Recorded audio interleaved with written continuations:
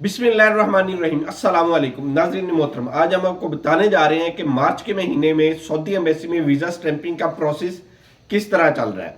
जैसा कि आप लोगों को मालूम है, 22 फरवरी को सऊदी अरेबिया में यौम तसीस थी। वहाँ पे 3 यौम की छुट्टी थी। पाकिस्तान में 5 यौम की छुट्टी होगी हफ्ता इतवार मिला के, जिसकी वजह से सऊदी अरेबिया में सऊदी एम्बेसी में पासपोर्ट्स का प्रेशर बढ़ा, वीज़ा स्टैंपिंग का प्रेशर बढ़ा।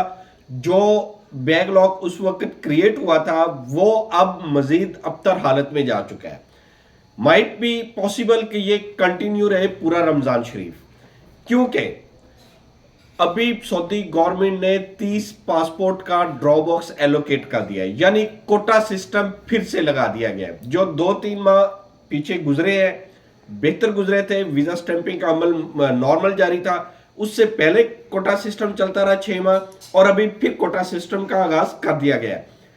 30 पासपोर्ट फी ड्रॉप बॉक्स जमा हो सकते हैं मैक्सिमम एक दिन में, इससे ज्यादा नहीं। इसका मतलब क्या, बैकलॉग क्रिएट होगा, वीजा स्टैंपिंग का अमल स्लो हो जाएगा और लोगों को परेशानी ज्यादा होगी। अभी भी हमसे कुछ क्वेश्चन पूछे जा रहे हैं कमेंट सेक्शन में कि 26 तारीख को जो पासपोर्ट जमा हुए थे उनके अभी तक वीजा स्टैंपिंग मुकम्मल नहीं हुई।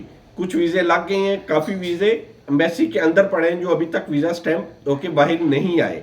उसके बाद जो ड्रॉप बॉक्स थे उनमें से कुछ पासपोर्ट निकल रहे हैं, लेकिन मुकम्मल बाहर नहीं आ रहे। इसी वजह से उन्होंने 30 पासपोर्ट का कोटा लगाया है, ताकि एम्बेसी में पासपोर्ट जाए ही कम जाएंगे और कम बाहर निकलेंगे। डेफिनेटली आप हम लोगों को, अपने एजेंट्स को, अपनी एजेंसीज को पासपोर्ट जमा तो करवा देंगे, लेकिन जब हम उसको ड्रॉप बॉक्स में डालने की कोशिश करेंगे तो 30 पासपोर्ट का कोटा होगा, पहले ही 200 पासपोर्ट ड्रॉप बॉक्स में एंटर होने के लिए वेट में होगा, तो आपकी बारी आते आते मिनिमम 10 दिन गुजर जाएंगे।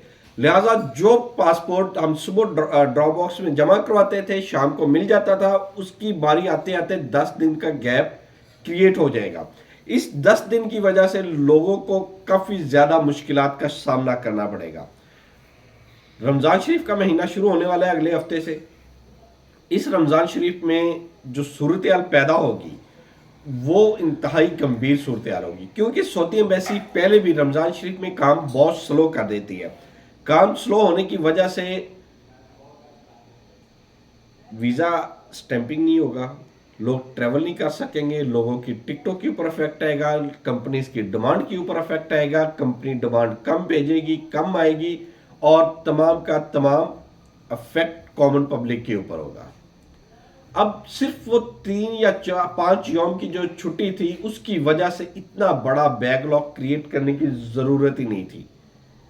आप लोगों को चाहिए था कि सऊदियों को छुट्टी दे देते, पाकिस्तानी स्टाफ को एडिशनली क्लरिकल वर्क के लिए तो हायर करते, वो उनको तो काम पे बुलाते, उनसे तो काम करवाते, लेकिन ऐसा बिल्कुल भी नहीं हुआ।